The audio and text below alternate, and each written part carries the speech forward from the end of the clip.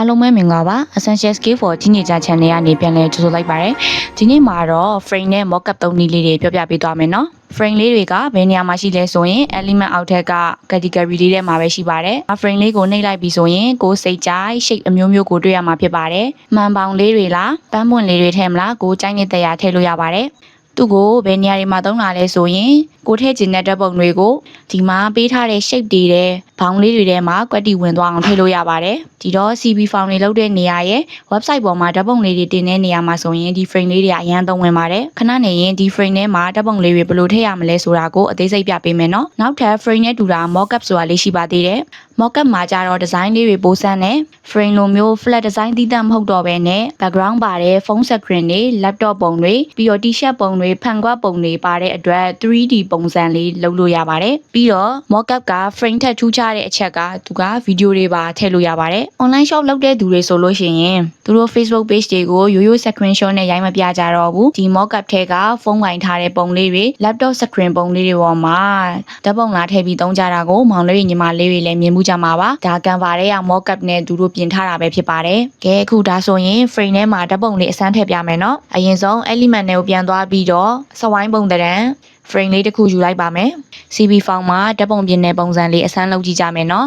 ဒီတော့ဓာတ်ပုံလေးအစမ်းထည့်ဖို့အတွက် element တွေက main ကလေးတစ်ယောက်ပုံကိုရှာလိုက်မယ်ပေါ့နော် girl ဆိုပြီးတော့ရိုင်းနှိပ်ထည့်ပြီးရှာလိုက်မယ်ဟုတ်ပြီဒီပုံလေးယူလိုက်မယ်ဒီပုံလေးကို frame ထဲမှာဝင်သွားစေခြင်းရင်ပုံလေးကို mouse လေးနဲ့ဖိပြီးတော့ frame ထဲကိုဆွဲသွင်းလိုက်ရုံနဲ့ပုံလေးရောက်သွားမှာဖြစ်ပါတယ်ကဲအခုဓာတ်ပုံလေးကတော့ဝင်သွားပြီဒါပေမဲ့ပုံစံမကြသေးဘူးပေါ့နော်ဒီဟာလေးကိုပုံစံကွက်ထဲမှာလှလှပပလေးဝင်သွားဖို့အတွက်ဒါလေးကိုထောက်ပြီးတော့ double click နှိပ်လိုက်ပါဒီမှာဆိုရင် crop လို့ရတယ်နေရာရွှေ့လို့ရတဲ့ setting လေးပေါ်လာပါပြီကဲ double click လေးနှိပ်လိုက်ပြီဆိုလို့ရှိရင်တော့ဒီလိုမျိုးစိတ်ကြိုက်ချိန်ကြီးလို့ရတဲ့ crop setting လေးပေါ်လာပြီဒီမှာဆိုရင်ပုံစံကွက်ထဲဝင်သွားအောင်ပေါ်အောက်ဘယ်ညာစိတ်ကြိုက်ချိန်ကြီးလို့ရပါပြီဒီလိုမျိုးရိုးရိုးရှင်းရှင်းနဲ့ frame လေးထဲဝင်သွားအောင်လုပ်လို့ရတယ်ဒါပေမဲ့ဒီနေ့ဆန်းဆန်းပြပြလေးတင်ပေးချင်တာမလို့ဓာတ်ပုံလေးကို copy ယူလိုက်မယ် copy ယူပြီးသွားလို့ရှိရင်ဒီလောက်ထားပြီးသား frame လေးကိုလော်လေးခတ်လိုက်ပါပြီးတော့ဒီပုံလေးကိုအောက်ကပုံလေးနဲ့တစ်ထပ်ထဲကြအောင်လိုက်ညှိလိုက်ပါမယ်ညီမညီသိရအောင်လို့ transparency လေးနည်းနည်းလျှော့ပြီးတော့ညှိကြည့်ပါမယ်နော်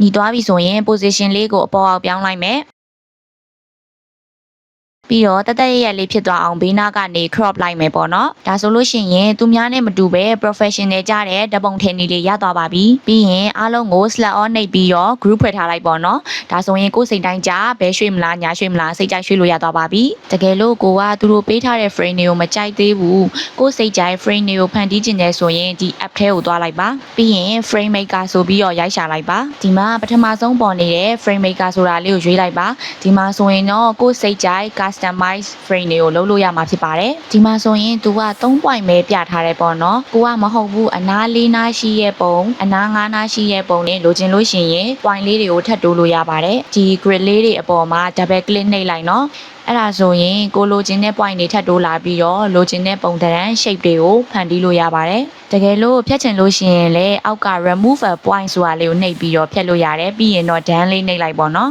်ကိုကတကယ်လို့ဒီ frame လေးကိုကြိုက်တာသိကြပြီဆိုရင် add to design ကိုနှိပ်လိုက်ပါဒါဆိုရင်ကိုဆွဲမဲ့ပုံလေးကိုရောက်လာပါပြီဒါကတော့ကိုစိတ်ကြိုက် frame တွေဖန်တီးလို့ရတယ်ဆိုတဲ့အကြောင်းလေးကို sharing လုပ်ပေးရပဲဖြစ်ပါတယ် Canva မှာပေးထားပြီးသား frame တွေကလည်းအများကြီးပဲမလို့ရွေးချယ်စရာတွေတော်တော်ဆုံးပါတယ်ကဲအခုနောက်တစ်ခါ frame လေးတွေကိုသုံးပြီးတော့ exercise လေးနောက်တစ်ခုထပ်လုပ်ကြည့်ပါမယ် element တွေက frame တွေကိုပြန်သွားပြီးတော့ rectangle လေးတစ်ခုယူလိုက်ပါမယ်ဒီ frame ထဲမှာပဲလာယူမယ်ဆိုရင်တော့ကိုစိတ်ကြိုက်ဒီလိုမျိုး crop တာလေးတွေလုပ်လို့ရပါတယ်ခုနက customize ဆိုရင်တော့ဒီလိုမျိုးစိတ်ကြိုက် crop လို့မရဘူးပေါ့နော်အဲ့ဒီတစ်ချက်တော့ရှိပါတယ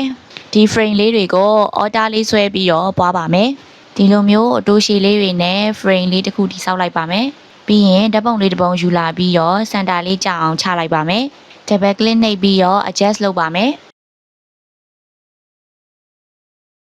background မှာကြတော့ဒီ sunset နေဝင်ချိန်ပုံလေးထည့်လိုက်ပါမယ် position ထဲမှာအောက်ဆုံးလေယာကိုရွှေ့လိုက်ပါမယ်ဒါဆိုရင်ဒီလိုလေးဖြစ်သွားပြီပေါ့နော်ဒါလေးကတော့ frame လေးတွေကိုအသုံးပြုပြီးတော့ထူးခြားတဲ့ဓာတ်ပုံလေးတစ်ပုံဖြစ်အောင် exercise လုပ်ပြရပဲဖြစ်ပါတယ်ဒီဗီဒီယိုကိုကြည့်နေတဲ့မောင်လေးညီမလေးတွေလည်းစမ်းလုပ်ကြည့်ကြပါနော်အခုနောက်တစ်ခါ mockup ထဲက exercise လေးတစ်ခုထပ်လုပ်ပါမယ်သူပေးထားတဲ့ပုံတွေအများကြီးတဲ့ကဒီပုံလေးကိုယူလိုက်ပါမယ်ဒီတစ်ခါတော့ element တွေကမရှာတော့ဘူးကိုကွန်ပျူတာတွေက upload လုပ်ပြီးတော့ mockup ထဲမှာပုံလေးလာထည့်မယ်ပေါ့နော်ဒီတော့ upload ကိုရွေး upload file ကိုနှိပ်ပြီးတော့ကိုယ့်ရဲ့ computer desktop ပေါ်ကပုံလေးတွေကို upload လုပ်လိုက်ပါမယ်အခုဆိုရင်ပုံလေးရောက်လာပြီပေါ့နော် mockup ထဲမှာပုံထည့်ခြင်းရင်လည်းခုနအတိုင်းပဲပေါ့နော်ဓာတ်ပုံလေးကို mouse လေးနဲ့ဆွဲယူပြီးတော့ကိုထည့်ခြင်းတဲ့နေရာလေးမှာရောင်းရင်လွှတ်လိုက်လို့ရပါပြီဒါဆိုရင်ဒီ frame ထဲမှာကိုထည့်ခြင်းတဲ့ပုံလေးကရောက်သွားပြီပဲဖြစ်ပါတယ် video mockup ဆိုလဲဒီတိုင်းပဲပေါ့နော် video ကတော့လောက်ရတာနည်းနည်းကြာတယ်အဝိုင်းလဲတာလေးစောင့်လိုက်ပေါ့နော်